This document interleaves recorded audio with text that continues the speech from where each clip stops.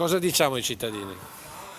Di essere ligi, di pazientare, di essere, come dire, di capire il momento, di adeguarsi a quelle che sono le prescrizioni, da rifugire da interpretazioni sgaiattolanti, perché questo tempo passerà e passerà prima se tutti siamo allineati. Ci stiamo comunque cercando di trovare delle linee di interpretazione che siano anche uniformi, perché poi in questo caso abbiamo anche l'esigenza di non dare un'interpretazione e basta, ma che sia in qualche modo anche condivisa dagli altri territori per evitare discriminazioni. Faremo i controlli come sempre fatto, tenendo conto di queste nuove evenienze. Prima avere un locale affollato non era un problema, oggi è una situazione che può comportare una violazione delle norme e in quanto tale verrà sanzionata. Non c'è nessun accanimento e neanche nessuno però, come dire, vogliamoci bene, perché non è questo il momento. Controlli stradali, la gente dice ma tanti controlli non ci sono, vado Ci dappertutto. saranno e se verranno sanzionati c'è anche diciamo, una conseguenza di carattere penale, per cui bisogna capire se vale la pena rischiare. Avete disposto dei controlli, Assolutamente quindi sì. posti di blocco, controlli Allora, del con... posto di blocco sembra una cosa, ci sono dei controlli per cui così come si colpisce quello, si trova quello che va magari un po' perché ha alzato il gomito piuttosto che va veloce, saranno anche i casi di cui va in giro senza averne motivo.